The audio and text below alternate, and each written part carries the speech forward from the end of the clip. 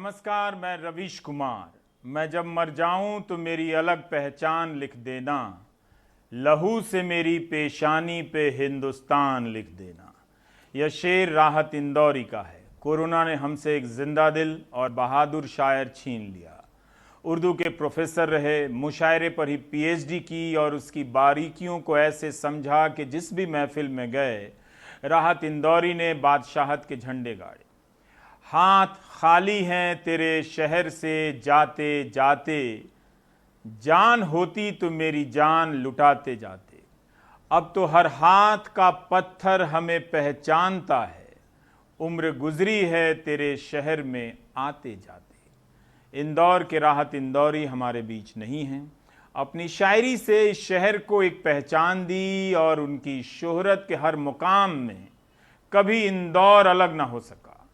आज वे उस इंदौर अपने लाखों चाहने वाले पाठकों को, श्रोताओं को अलविदा कह गए। एक शायर की जिंदगी का हिसाब आप टीवी के कार्यक्रम में चलते फिरते नहीं कर सकते, मगर मिजाज से वे जिद्दी थे। ऐसा लगता था कि दुनिया से अपनी शायरी में भिड़े रहते हैं। मजा चखा के ही माना हूं मैं भी दुनिया को, समझ रही थी कि ऐसे ही छोड़ दूंगा दुनिया को। उनके ही शेर हैं सारे। राहत साहब का एक मशहूर शेर है जो हर महफिल की सांस है। उनकी रगों में एक हिंदुस्तान दौड़ता था जिसे वो किसी को हाथ तक नहीं लगाने देना चाहते थे। अपनी पहचान मिटाने को कहा जाता है, अपनी पहचान मिटाने को कहा जाता है, बस्तियां छोड़कर जाने को कहा जाता है। जान थोड़ी है अगर खिलाफ है होने दो, जान थोड़ी है अगर खिलाफ है होने दो। ये सब धुआं है कोई आसमान थोड़ी है। लगेगी आग तो आएंगे घर कई जद में, लगेगी आग तो आएंगे घर कई जद में। यहां पर सिर्फ हमारा मकान थोड़े ही है, हमारे मुंह से जो निकले वही सदाकत है। हमारे मुंह में तुम्हारी जुबान थोड़ी है।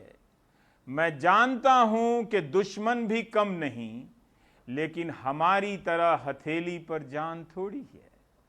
जो आज साहिबे मसनद हैं कल नहीं होंगे, किराएदार हैं जाती मकान थोड़ी है।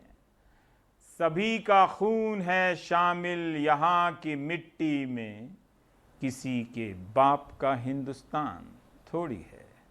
आवाज़ तो बुलंद थी मगर अंदाज में आग थी। उनकी शायरी में जो हिंदुस्तान आता है वो दावेदारी का हिंदुस्तान है। जब आप नागरिकता कानून से पहचान के दूसरी तरफ धकेलने की कोशिश करते हैं तब उस दावेदारी का हिंदुस्तान है। उनकी शायरी में पहचान का एक परचम है जिसका नाम हिंदुस्तान है, और वो इससे दावे के साथ कहा करते थे, ऐ वतन एक रोज तेरी खाक में खो जाएंगे, ऐ वतन एक रोज तेरी खाक में खो जाएंगे, सो जाएंगे, मर के भी रिश्ता नहीं टूटेगा हिंदुस्तान से, ईमान से। ये राहत इंदौरी साहब के शेर हैं। कहता हूं कि नए ऐवान की तामीर जरूरी है, मगर पहले हम लोगों को मलबे से निकाला जाए। नए ऐवान की तामीर जरूरी है, मगर पहले हम लोगों को मलबे से निकाला जाए। पहले हम लोगों को मलबे से निकाला जाए। वाह। और सुने साहब, अपनी पहचान मिटाने को कहा जाता है। क्या बात है। अपनी पहचान मिटाने को कहा जाता है, अपनी पहचान मिटाने को कहा जाता है, बस्तियां छोड़ के जाने को कहा जाता है। अपनी पहचान मिटाने को कहा जाता है।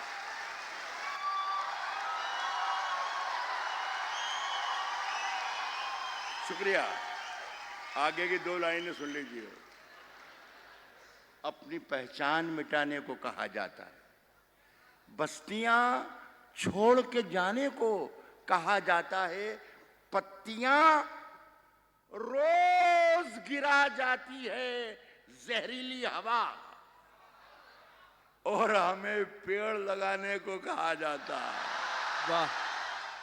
अपने हाकिम की फकीरी पे तरस आता है, अपने हाकिम की फकीरी पे तरस आता है, अपने हाकिम की फकीरी पे तरस आता है, जो गरीबों से पसीने की कमाई मांगे।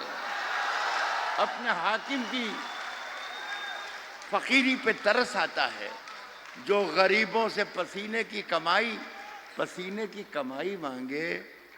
सारा दिन जेल की दीवार उठाते रहिए, सारा दिन जेल की दीवार उठाते रहिए। ऐसी आजादी कि हर शख्स रिहाई मांगे। अफवाह थी कि मेरी तबीयत खराब है, अफवाह थी कि मेरी तबीयत खराब है, लोगों ने पूछ पूछ कर बीमार कर दिया। रुक रुक के लोग देख रहे हैं मेरी तरफ, तुमने जरा सी बात को अखबार कर दिया। राहत साहब मीडिया की बुज़दिली के भी बड़े आलोचक थे। अफसोस कि अब वे नहीं हैं। इंदौर भी राहत साहब के बिना इंदौर सा नहीं होगा। नौजवानों के बीच उनकी लोकप्रियता ऐसी थी कि सिर्फ चेहरे पर भाव आता था और तालियां बज उठती थीं। कहने से पहले ही दाद लूट ले जाने वाले शायर थे। एक ऐसे दौर में जब मजहब के नाम पर पहचान की राजनीति लंबी चल रही है, दिन रात टीवी के पर्दे पर हिंदू मुस्लिम के नाम पर डिबेट चला, लोग मायूस हुए। राहत साहब का एक शेर उनमें जान भर गया। सभी का खून है शामिल यहाँ की मिट्टी में, किसी के बाप का हिंदुस्तान थोड़ी है। जो आज साहिबे मसनद हैं, जो आज साहिबे मसनद हैं, जो आज साहिबे मसनद हैं, कल नहीं होंगे।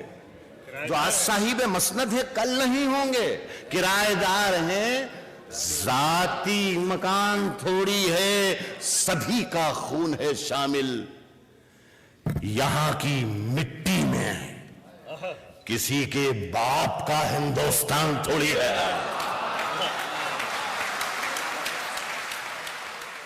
कोरोना ने एक अजीज शायर को हमसे छीन लिया। राहत इंदौरी को याद किया जाता रहेगा। जब आप भूल जाएंगे तो उनका कोई शेर कहीं से चला आएगा, आपको हंसा जाएगा, गुदगुदा जाएगा और जोश से भर जाएगा। उनके निधन की खबर आते ही ऐसे ही अनगिनत शेर व्हाट्सएप की दुनिया में बिजली की रफ्तार से दौड़ने लगे। ये किसी शायर की ताकत है, उसका इकबाल हमेशा बुलंद रहता है। गुलाब, ख्वाब, दवा, जहर, जाम, क्या क्या है, मैं आ गया हूँ बता इंतज़ाम, क्या क्या है। मैं जब मर जाऊं तो मेरी अलग पहचान लिख देना। मैं जब मर जाऊं तो मेरी अलग पहचान लिख देना। लहू से मेरी पेशानी पे हिंदुस्तान लिख देना। उनकी पहचान से क्या, उनकी शायरी से कोई हिंदुस्तान अलग नहीं कर सकता है। मैं अंधेरे से बचा लाया था अपने आप को, मेरा दुख यह है कि मेरे पीछे उजाले पड़ गए। जिन ज़मीनों के कबाले हैं मेरे पुरखों के नाम, उन ज़मीनों पर मेरी जान के लाले पड़ गए।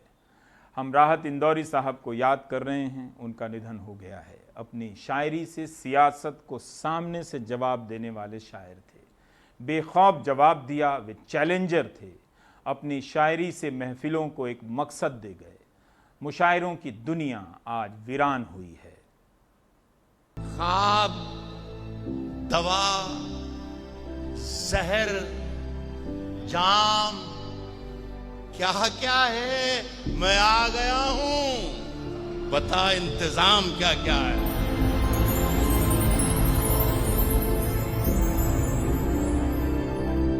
रिफतुल्लाह कुरैशी के मजले बेटे ने ख्वाब बुनना शुरू कर दिए थे। हालात ठीक नहीं थे, गुर्बत थी, तंग रास्ते थे, पर ख्वाब थे। पसीना था, मेहनत थी, लगन थी। उर्दू के कई अखबार रिसाले घर आया करते थे। बस यहीं से राहत कुरैशी का राहत इंदौरी करवट लेने लगा।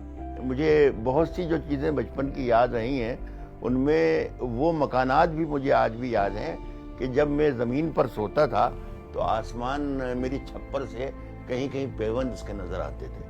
तो मैंने ये इस तरीके की ज़िंदगी गुजारी थी अपने बचपन में। कश्ती तेरा नसीब चमकदार कर दिया, इस पार के थपेड़ों ने उस पार कर दिया। दिलचस्पी चूँकि मेरी लिखने पढ़ने में शुरू से बचपन से रही थी, तो वो मेरी दिलचस्पी का सामान था। तो मैं फिर चारों तरफ देखना ही मैंने बंद कर दिया। अलबत्ता मेरी जो पहला शौक़ था पेंटिंग का, वो मैंने जारी रखा था। पेंटिंग कमर्शियल करता था, मेरा बिजनेस बन चुका था उस ज़माने में। असल में शायरी और पेंटिंग मैं समझता हूँ ये दोनों जुड़वा बहनें हैं। किसी की एक लाइन है कि हर आदमी में होते हैं 10-20 आदमी, तो मेरे अंदर भी वो दोनों एक साथ पल रहे थे और एक साथ परवरिश पा रहे थे। तो ये दोनों एक साथ पल रहे थे और ये दोनों बरसों तक साथ रहे और बड़ा समझौता रहा, बड़ा कॉम्बिनेशन रहा। कोई लड़ाई झगड़ा नहीं हुआ। लेकिन अचानक मुझे ऐसा लगा जैसे शायर ने ऐलान कर दिया कि मैं हूँ, अकेला मैं हूँ, और इस जिस्म पर, इस दिमाग पर, इस सोच पर सिर्फ मेरा हक है। हिंदुस्तान के जो टॉपर्स थे, बड़े शायर थे, वहाँ मैंने उनके बीच मुशायरा पढ़ा। उस ज़माने में मेरे परिचय में, मेरे तारुफ में सिर्फ इतना कहा कि लीजिए सुनिए जनाबे राहत को। से पूछो क्या गदल मांगती है कितना लहू, सब समझते हैं ये धंधा बड़े आराम का है। मुझे कोई ना पहचानता था ना जानता था, लेकिन मेरा शेर जरूर था मेरे पास, जो मैंने सुनाया और लोगों के दिलों में घर कर गया, लोगों ने पसंद किया। और वहीं से फिर लोगों से मेरी सलाम दुआ हुई और धीरे धीरे सफर शुरू हो। और अब हम चलेंगे दूसरी खबर की तरफ फैज़ान मुस्तफ़ा से बात करने के लिए, क्योंकि सुप्रीम कोर्ट ने 2005 के हिंदू उत्तराधिकार संशोधन कानून के मामले में एक स्पष्टता दी है। 3 जजों की बेंच ने कहा है कि सितंबर 2005 से पहले, 9 सितंबर 2005 को इस कानून के वजूद में आने से पहले जिन बेटियों के पिता जीवित नहीं थे, उन बेटियों का भी हक होगा पिता की संपत्ति में। तो इन सारे कानून के इस फैसले के जद में आने वाले तमाम पहलुओं के बारे में हम फैज़ान साहब से बात कर रहे हैं। चूँकि बात शुरू से हो तो अंजाम तक पहुंचकर आप ठीक से समझ पाएंगे कि क्या बात है। तो फैज़ान साहब, हम आपसे पहला सवाल यही करना चाहते हैं कि हिंदू उत्तराधिकार कानून की शुरुआत का क्या आप संक्षिप्त इतिहास बता सकते हैं? रवीश, किसी भी लॉ में जो रिफॉर्म होता है वो एक दिन में नहीं होता, तो बहुत समय लगा है इस रिफॉर्म में। देखिए, हिंदू कोड बिल को लाने के लिए 1941 में तो कमेटी बन गई थी अंडर M.N. रॉय, जो कि एडवाइजर थे संविधान सभा के भी। और 41 से लेके फिर जब 49 में ये लॉ इंट्रोड्यूस होगा तो उसमें बहुत ज़्यादा हंगामा होगा, बहुत ज़्यादा उसका विरोध किया जाएगा। विरोध करने में RSS, हिंदू महासभा, धर्म महामंडल, अखिल भारतीय धर्म संघ, यानी RSS ने तो सिर्फ दिल्ली में 1949 में 79 पब्लिक मीटिंग्स की थी। और यहाँ तक कहा गया कि ये जो हिंदू कोड बिल है ये एटम बम है हिंदुओं के लिए। श्यामा प्रसाद मुखर्जी ने कहा कि भाई हिंदू कोड बिल के बजाय यूनिफॉर्म सिविल कोड आनी चाहिए, जो मैं समझता हूं सही डिमांड थी। और कांग्रेस के अंदर से बहुत अपोजिशन थी। मैं आपको बताऊं कि वल्लभ भाई पटेल डिप्टी प्राइम मिनिस्टर इसके विरुद्ध थे। पट्टा भाई सीता किस बात के विरोध थे, अगर लोग जानना चाहें, वो किस बात का RSS विरोध कर रही थी? पटेल विरोध कर रहे थे, श्यामा प्रसाद मुखर्जी अलग लाइन मैं आपको बताता हूं कि क्या क्या चीज पे विरोध था।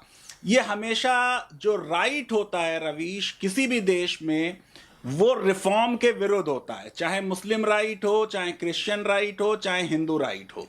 जो लेफ्ट होता है वो बहुत प्रोग्रेसिव होता है, और बीच वाले लोग जो है, जो नेहरू जिस तरह से थे, वो कुछ कुछ रिफॉर्म चाहते हैं। कुछ कुछ लोगों जो कंजर्वेटिव्स हैं उनका दिल रखने के लिए कुछ चीजें छोड़ देते हैं। इसीलिए हिंदू कोड बिल में भी पूरा रिफॉर्म नहीं हुआ। लेकिन मैं जरा अपनी बात पूरी कर लूं तो पटेल थे, पट्टाभाई सीतारामैया कांग्रेस के प्रेसिडेंट थे, मिस्टर अयंगर स्पीकर थे संविधान सभा के। आपको मालूम है कि संविधान सभा जो है वही 1952 तक भारत की पहली पार्लियामेंट भी रहेगी। मदन मोहन मालवीय, कैलाश नाथ काटजू, पॉलीगेमी तक को अपोज किया जा रहा था। कल्याण जो कि गीता प्रेस की मैगजीन है, उसमें बहुत आर्टिकल रवीश आए पॉलीगेमी के खिलाफ। इसमें लड़कियों को कोई भी इनहेरिटेंस में राइट देने के विरुद्ध बहुत से आर्टिकल आए। अगर मैं आपको याद दिलाऊं कि एक पूरा ऑर्गेनाइजेशन बना 1949 में, all India anti Hindu code bill committee, और इसके अध्यक्ष थे स्वामी करपत्री महाराज।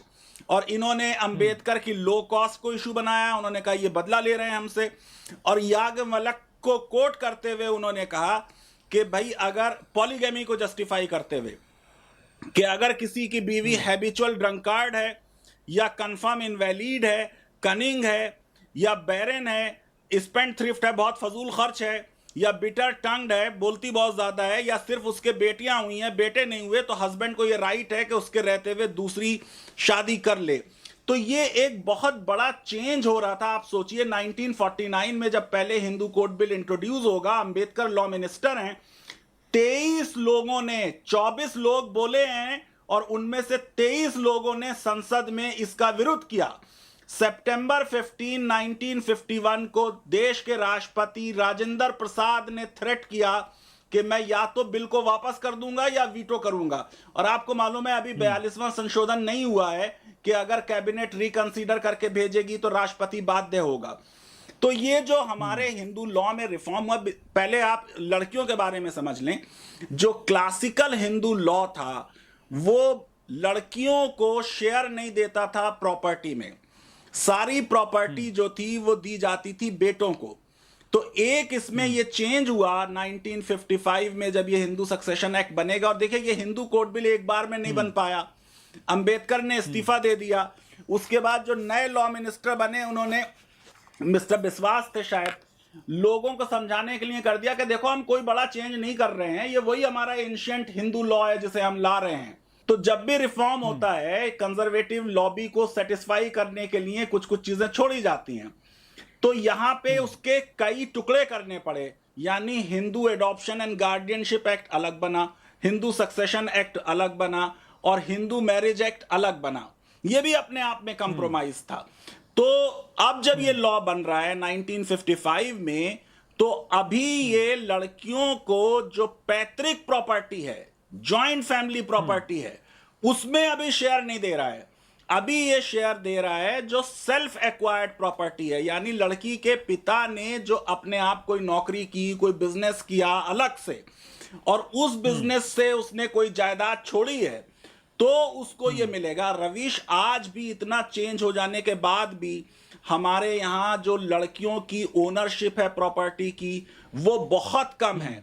अगर आप लैंडेड प्रॉपर्टी में देखेंगे तो 87% विमेन जो हैं वो कोई प्रॉपर्टी भारत में ओन नहीं करती, जबकि ये लॉ में चेंज हो गया। उसके अलावा कई लॉज बने कि साहब रजिस्ट्रेशन अगर औरत के नाम होगा तो रजिस्ट्रेशन की फीस कम होगी। तो जहां उनके नाम में भी प्रॉपर्टी रजिस्टर्ड है वो प्रॉपर्टी बेच नहीं सकती हैं, उस सब पे मर्दों का कब्जा है। तो मैं समझता हूं आज जस्टिस अरुण मिश्रा जी का जो ये जजमेंट है, ये बड़ा वेलकम जजमेंट है कि अब उन्होंने ये बात कही कि जो लड़कियां हैं उनको भी सेल्फ एक्वायर्ड प्रॉपर्टी के अलावा जो फैमिली की पैतृक प्रॉपर्टी है, एंसेस्ट्रल प्रॉपर्टी है हिंदू जॉइंट फैमिली की, उसमें भी शेयर मिलेगा। और इसका क्रेडिट भी यूपीए को जाता है कि यूपीए सरकार 2005 में यह संशोधन लाई थी। उसके बाद इस पे बड़ी डिबेट हुई रवीश, कई केसेस हुए। एक फेमस केस हुआ 2016 में प्रकाश वर्सेस फुलवती का। मुद्दा ये था कि किस लड़की को ये 2005 के लॉ के तहत हिंदू जॉइंट फैमिली में शेयर मिलेगा। तो कुछ कोर्ट्स ने, जैसे 2016 की इस कोर्ट ने ये जजमेंट लिया कि लड़की और लड़की के बाप जो दोनों को पार्टनर अब बन गए 9 सितंबर 2005 को, वो दोनों जिंदा होने चाहिए उस डेट को, 9 सितंबर को। यानी अगर जिस दिन ये लॉ जो है इन्फोर्स हो रहा है उस दिन अगर बाप मर चुका है तो बेटी को शेयर नहीं मिलेगा। और यही प्रकाश वर्सेस फुलवती का केस था कि ये लड़की जो कर्नाटका हाई कोर्ट से जीत के आई थी, उसने कहा था मुझे 1/8 मिलना चाहिए, उसको भाइयों ने 127 दिया और सुप्रीम कोर्ट ने मना कर दिया कि हम इस लॉ की कोई रिट्रोस्पेक्टिव ऑपरेशन नहीं करेंगे, यानी उसे बैक डेट से इन्फोर्स नहीं करेंगे। जबकि सुप्रीम कोर्ट के ऐसे जजमेंट्स हैं कि सोशल वेलफेयर लॉस को पुरानी डेट से भी इन्फोर्स कर दिया जाता है। फिर जस्टिस A.K. सीकरी ने 2018 में एक जजमेंट दिया और उन्होंने ये कहा कि जो 2005 का संशोधन है वो ये कहता है कि जो कोपार्सनर की बेटी है वो बर्थ से बेटे ही की तरह इन द सेम मैनर प्रॉपर्टी की हकदार होगी। तो अब दो कंट्राडिक्टरी जजमेंट हो गए हैं। एक जजमेंट जस्टिस दवे और जस्टिस गोयल का है 2016 का, प्रकाश वर्सेस फुलवती। आपको मालूम है इसी केस की वजह से 3 तलाक का केस शुरू हुआ, क्योंकि वो कैसे? इसमें तो उन्होंने हिंदू लड़की जो कर्नाटका से आई थी उसको तो जस्टिस नहीं मिला, लेकिन उसी जजमेंट में लिख दिया जज साहब ने सेकंड पार्ट, और उन्होंने कहा मुस्लिम पर्सनल लॉ बहुत डिस्क्रिमिनेटरी है, ये बहुत औरतों के विरुद्ध है, इसलिए हम कोर्ट की रजिस्ट्री को यह आदेश देते हैं कि एक PIL इसमें फाइल की जाए। और वो जो वकील थे शायरा बानो के, वो पहले से वहां मौजूद थे, उनके पास केस ऑलरेडी रेडी था और वो शायरा बानो का केस जो था वो फाइल हो गया। तो उस केस में हिंदू वेमेन को जस्टिस नहीं मिला, लेकिन मुस्लिम वेमेन को जस्टिस मिलने की शुरुआत इस तरीके से हो गई। लेकिन अब 2 तरह के सुप्रीम कोर्ट के जजमेंट हो गए। एक जजमेंट ये कह रहा है कि बेटी अगर पहले पैदा हो गई और बाप उसका मर गया 9 सितंबर 2005 तक, तो उसको शेयर नहीं दिया जाएगा। बाप भी जिंदा हो और बेटी भी जिंदा हो। अभी पूरा जजमेंट नहीं आया है, लेकिन मुझे ये लगता है कि जस्टिस अरुण मिश्रा जो हैं वो शायद जस्टिस A.K. सीकरी से एग्री कर रहे हैं इस मैटर में। और अगर ऐसा है, जजमेंट देखने के बाद सही पता चलता है, तब मुझे ये लगता है कि ये एक बहुत बड़ा जेंडर जस्टिस की तरफ कदम होगा। पर फैजान साहब, हम ये जानना चाहते हैं कि आप ये कह रहे हैं कि ट्रिपल तलाक वाले मामले की वहाँ से शुरुआत हो जाती है और यहाँ हक नहीं मिलता है, लेकिन मैं आपको थोड़ा और पीछे ले जाना चाहता हूँ। चूँकि आपने हिंदू कोड बिल से अपनी बात की शुरुआत की, उस समय हम औरतों को भी यूनिवर्सल फ्रेंचाइजी दे रहे थे, सार्वभौमिक मताधिकार दे रहे थे और किसी प्रकार का भेदभाव नहीं कर रहे थे, लेकिन संपत्ति के मामले में अधिकार नहीं दे रहे थे। और उस वक्त जो आपने बताया कि RSS या कई तरह के हिंदू संगठन, कल्याण पत्रिका, ये सब खड़ी हो जाती हैं और कहती हैं कि औरतों को संपत्ति में अधिकार नहीं मिलना चाहिए। तो फिर मुस्लिम पर्सनल लॉ बोर्ड या इस तरह के जो संगठन थे, उनका उस बहस में क्या रोल था? देखिए, और कोई था ऐसा जो कह रहा था, जो जिद कर रहा था कि हाँ उन्हें अधिकार मिलना चाहिए, और सबसे ज्यादा आलोचनाओं को सह रहा था उस वक्त? देखिए, अंबेडकर चाहते थे कि सबको अधिकार मिले, लेकिन पोजीशन ये ली गई कि पहले मेजॉरिटी कम्युनिटी का लॉ रिफॉर्म कर दें। जैसे मुस्लिम देशों की एग्जाम्पल बार बार दी गई है 3 तलाक के मामले में भी।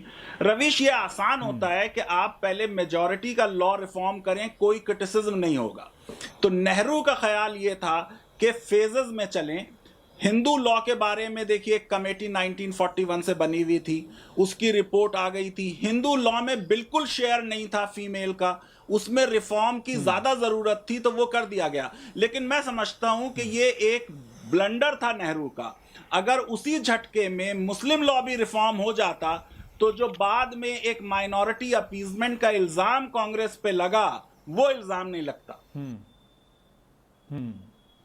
पर मैं ये जानना चाहता हूं कि जो सुप्रीम कोर्ट ने कहा है फैजान साहब कि बैक डेट से, यानी 9 सितंबर 2005 के पहले भी अगर पिता की मृत्यु हो गई है और संपत्ति का बंटवारा हो चुका है, तो क्या कोई महिला बेटी जो आज है और उसे कुछ भी नहीं मिला है, तो क्या वो लौटकर अपना हक मांग सकती है उस संपत्ति में से? मैं इसीलिए कह रहा हूं रवीश कि ये जजमेंट पढ़ना जरूरी होगा। प्रेस रिपोर्ट्स के बेसिस पे मेरे लिए कहना मुश्किल है। उसकी वजह यह है कि जैसे उसका पिता मर गया 9 सितंबर 2005 से पहले, तो जो बचे हुए को पार्टनर थे, यानी उसके भाई थे या उसके चचा थे या उसके दादा थे, उन सब में प्रॉपर्टी वेस्ट हो गई। अब वो को पार्टनर हैं। अब 2005 को उनमें से किसी को पार्टनर की बेटी को नहीं मिल रही है बात। अब बात ये हम कर रहे हैं जिसका पिता पहले मर चुका है। तो जब प्रॉपर्टी वेस्ट हो गई किसी को पार्टनर में जिसमें ये बेटी शामिल नहीं होगी, तो क्या आज वो डीवेस्ट होगी प्रॉपर्टी? ये एक बहुत माइनर लीगल इशू है। जब तक जजमेंट को पूरा नहीं पढ़ा जाए इसका उत्तर देना मुनासिब नहीं होगा। ठीक है, हम मानते हैं कि 2005 के इस कानून के बाद से जो बंटवारा हुआ होगा, क्या वो सही तरीके से हो रहा होगा, या फिर जानने का आधार क्या है हमारे पास, या फिर वही सामाजिक पारिवारिक दांव पे चलते होंगे कि हमने दहेज में इतना खर्च किया, शादी में इतना खर्च किया, कुछ और तरीके से ले लो, भाइयों में तनाव हो जाएगा, ज़मीन पर दावा छोड़ दो। तो ये जो पूरा मूल आधार था कि औरतों को संपत्ति मिले जिससे वो अपनी प्रॉपर्टी क्रिएट कर सकें, लोन ले सकें, बिजनेस कर सकें, और उनके खिलाफ जो होने वाली हिंसा है उसमें कमी आ सके, इन सब चीज़ों का क्या रिकॉर्ड रहा फिर समाज में? इसके जानने का कोई आधार है हमारे पास? रविश, ऐसी कुछ रिसर्चेस हुई हैं जिन्होंने फीमेल ओनरशिप प्रॉपर्टी की देखी है, और उसमें जितनी ओनरशिप उनकी होनी चाहिए उससे 1/10 या 1/15 है आज। इसका मतलब क्या है कि हिंदू कोड बिल में एक और लॉ, जिसमें हम इसी लॉ की बात कर रहे हैं, हिंदू सक्सेशन एक्ट की जो आज जजमेंट है, ये सेक्शन 6 है। हिंदू सक्सेशन एक्ट में ही एक पावर दी हुई है कि वसीयत कर सकता है। तो विल करके फादर अपनी प्रॉपर्टी जिसको चाहे दे दें। तो आम तौर से जो विल करते हैं फादर्स, वो बेटों को दे देते हैं प्रॉपर्टी, और बेटी से ये अंडरस्टैंडिंग हो जाती है कि तुमको जो दहेज दे दिया वो ही तुम्हारा शेयर था, और अब अगर तुम प्रॉपर्टी मांगोगी तो भाइयों से तुम्हारा रिश्ता टूटेगा, मैका तुम्हारा खत्म हो जाएगा। ये एक जो इसमें कमी है कि विल करने की पावर जो है फादर की, उसके ऊपर कोई रेस्ट्रिक्शन नहीं है। मुस्लिम लॉ में अगर आप देखेंगे तो कोई भी पिता जो है वो अपने किसी भी वारिस यानी अपने बेटे या बेटी के फेवर में वसीयत तभी कर सकता है जब उसके और बेटा बेटी उस पर राजी हों, और वसीयत में 1/3 से ज्यादा की प्रॉपर्टी नहीं दे सकता। तो मैं ये समझता हूं कि अभी आगे कुछ रिफॉर्म्स होंगे तो शायद ये जो एब्सोल्यूट पावर दी हुई है, टेस्टामेंट्री पावर, जिससे वो एक्सक्लूड कर सकता है, यानी आप देखिए कि सेल्फ एक्वायर्ड प्रॉपर्टी पे भी वो लागू है, और वो जो अपना शेयर हिंदू ज्वाइंट फैमिली में है, समझिए मैं एक हिंदू हूं और मैं अपनी बेटी को डिनाई करना चाहता हूं प्रॉपर्टी, तो मैं अपनी वसीयत से अपनी सेल्फ एक्वायर्ड प्रॉपर्टी जो है उसमें भी कहता हूं कि बेटे को सब कुछ मिले, और ये कह दूं कि जो हिंदू ज्वाइंट फैमिली में मेरा शेयर होगा वो मैं अपने बेटे को दे रहा हूं। तो इस तरीके से बेटियों के साथ जो ज्यादती हो जा रही है या प्रॉपर्टी नहीं मिलती, वो वसीयत के कानून की वजह से हो जाती है। तो आप चाहते हैं कि किसी भी मजहब के लिए ये कानून बदल जाए और बेटा बेटी दोनों में बराबर की हिस्सेदारी हो, मतलब किसी का ये सुप्रीम पावर ना हो कि पिता अपना स्टैंड ले ले और कहे कि हम बेटी को नहीं देंगे। रविश, देखिए मैं क्योंकि संविधान पढ़ाता हूं, तो संविधान जाहिर है कि समानता के अधिकार की तरफ उसका रुझान होता है, लेकिन मैंने बार बार कहा है कि हम लोग जो है हर चीज को पॉलिटिसाइज कर देते हैं। यूनिफॉर्म सिविल कोड का जिक्र होता है, सुप्रीम कोर्ट के बहुत से जजमेंट्स में भी उसका जिक्र आ गया, कई जगह गैर जरूरी तौर पे भी आ गया। देखिए लॉ की यूनिफॉर्मिटी, रवीश, मैंने कई बार इस पे आर्टिकल लिखा है कि यूनिफॉर्मिटी के एक लॉ हो, ये अपने आप में बहुत अच्छी चीज नहीं है। जस्ट हो लॉ, अगर आप अलग अलग लॉ भी बनाना चाहते हैं तो वो लॉ जस्ट होना चाहिए, और जस्ट लॉ वो होगा जिसमें समानता होगी, जिसमें दोनों सेक्सेस के लिए बराबर के राइट्स होंगे। आप देखिए ये जो हिंदू कोड बिल बना था, तो हिंदू कंजर्वेटिव्स को समझाने के लिए यही कह दिया गया कि जो आपके धर्मशास्त्र में लॉ था वही है, थोड़ा बहुत हमने चेंज कर दिया है, जबकि ऐसा था नहीं, उसमें बहुत मेजर चेंजेस किए गए थे, लेकिन उन्हें पैसिफाई करने के लिए कर दिया गया, बहुत सी कस्टम्स छोड़ दी गई। अब जब रिफॉर्म होगा तो उसमें जैसे कन्यादान वाला मामला है कि कई जगह जो है लोग दूसरी शादी कर ले रहे हैं, उनके फोटो हैं, स्पेशल मैरिज एक्ट में मैरिज रजिस्टर्ड है, लेकिन वो उनको दूसरी बीवी रखने पर सजा नहीं होती क्योंकि उसमें कन्यादान नहीं हुआ, तो वो मैरिज वैलिड नहीं है। तो हिंदू लॉ भी पूरी तरह रवीश रिफॉर्म नहीं हुआ है अभी, और ना होना चाहिए, क्योंकि रिफॉर्म की प्रोसेस एक लंबी प्रोसेस है। उसमें कुछ चेंजेस 2005 में हुए, कुछ चेंजेस आज आगे भी होंगे। जैसे मैं आपको एक एग्जांपल दे दूं कि एक आईएएस ऑफिसर है, हस्बैंड और वाइफ भी आईएएस ऑफिसर है, उनके कोई बच्चा नहीं है। अब अगर हस्बैंड की डेथ होती है तो हस्बैंड की सारी प्रॉपर्टी उसके पेरेंट्स को जाती है। अब ये जो बहू है, ये भी आईएएस ऑफिसर है, इसकी डेथ होती है तो इसकी प्रॉपर्टी इसके पेरेंट्स को जाने के बजाय हस्बैंड के पेरेंट्स यानी सास ससुर को चली जाती है। तो जब नेक्स्ट राउंड ऑफ रिफॉर्म्स हो, उसमें उसको लड़की के पेरेंट्स को जाना चाहिए, ताकि एक बराबरी आए इस तरह से। तो आप कह रहे हैं कि रिफॉर्म धीरे धीरे पूरे बहस के बाद एक एक कदम बढ़ा बढ़ा कर आना चाहिए। मैंने बार बार पर ये जो फैसला है कि तो क्या ये एक तरह से जो पितृसत्तात्मक परिवार है, परिवार के मुखिया तो इस खबर के समय टीवी ही बंद कर देंगे। आप जो समझा रहे हैं कि लड़कियों को जमीन में और संपत्ति में अधिकार मिलेगा, वो कहेंगे चलो चैनल बदलो और वहां पर चलते हैं जहां पर सुशांत सिंह राजपूत को लेकर भावनात्मक बहस हो रही है। ये हो चुका है रवीश। जब पिछली यूपीए 2 सरकार थी तो एक प्रपोजल ये आया कि जो वाइफ है उसको शेयर हो जाएगा सैलरी में, और इस तरह का लॉ लाया जाएगा। दरअसल 2012 में एक मुद्दा सुप्रीम कोर्ट के सामने गया और उसमें यह देखा गया कि जो हमारी माएँ और बहनें घरों पे काम करती हैं, डोमेस्टिक वर्क, अपने घर का काम कर रही हैं, वो काम नहीं माना जाता, वर्क नहीं माना जाता लेबर लॉ के हिसाब से। उसको हम ये नहीं मानते कि वो नेशनल जो ग्रॉस डोमेस्टिक प्रोडक्ट है, जीडीपी, उसको कंट्रीब्यूट करता है, बल्कि उस काम को प्रोस्टिट्यूट्स और बेगर्स के साथ जोड़ दिया गया था। जस्टिस गांगुली बेंच पे थे, बड़े शॉक हुए इस बात पे। फिर ये लॉ आया तो उस पर बहुत हंगामा हो गया। मुझे याद है कि किसी फेमस फिल्म एक्ट्रेस ने टीवी पे इंटरव्यू दिया, उसने कहा भाई मैं ये नहीं कर सकता हूं कि मैंने अपनी पूरी जिंदगी बना के पैसे खर्च करके बेटे को घर दिया कि कोई उससे शादी कर ले और उसके बाद डिवोर्स हो जाए और फिर उस बीवी का इस घर पे। लॉ का प्रपोजल ये था कि आपकी जितनी भी मैट्रिमोनियल प्रॉपर्टी है वो आधी आधी डिवाइड होगी, और वो लॉ हम अभी तक नहीं बना पाए।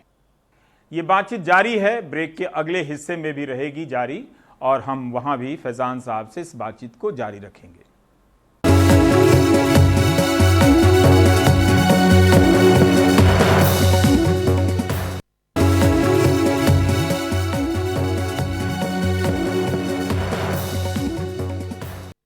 फैजान साहब, एक सवाल ये भी है कि इसकी जागरूकता कैसे हो। क्या मुझे तो लग रहा था कि इसे पाठ्यक्रम में शामिल करना चाहिए कि बेटियों को संपत्ति में किस तरह का अधिकार मिले, और जहाँ भी फौरी तौर पे कि जो विमेंस कॉलेज हैं, लड़कियों के स्कूल हैं, वहाँ पर बाकायदा चार्टर बोर्ड में लगाकर टांग दिया जाए कि कानूनन आपके पास ये अधिकार हैं, एक बेटी के तौर पर और एक महिला नागरिक के तौर पर। और दूसरा ये कि इसको इम्प्लीमेंट कैसे कराया जाए।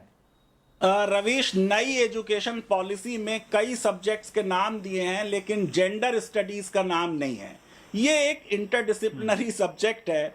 हमें एक अवेयरनेस जरूर पैदा करनी चाहिए लड़कियों में कि उनके अधिकार क्या हैं, और उनसे ज्यादा लड़कों में भी ये अवेयरनेस आनी चाहिए। मैं समझता हूं कि लॉ जो अब हम ये पढ़ाते हैं 12th के बाद, गो के यूपीए के दौरान लास्ट में 12th में भी लीगल स्टडीज का एक कोई इलेक्टिव पेपर शुरू हो गया। हमें शुरू से लॉ को पढ़ाना चाहिए कहीं ना कहीं किसी फॉर्म में, ताकि लोग अपने राइट्स के एंटाइटलमेंट को समझें। ये अच्छी बात है कि कर्तव्य पे और फंडामेंटल ड्यूटीज पे फोकस है, लेकिन अगर हम एक लिबरल डेमोक्रेसी हैं तो उसमें हमारे मौलिक अधिकार और बाकी सारे अधिकार हैं, उसकी जानकारी सारे देश को जरूर होनी चाहिए। पिछले साल प्रधानमंत्री जी ने इस मामले में पहल की थी और ये कहा था कि संविधान जो है वो देश के गांव-गांव लोगों तक पहुंचाया जाए। मैं समझता हूं उस मुहिम को आगे बढ़ाने की जरूरत है।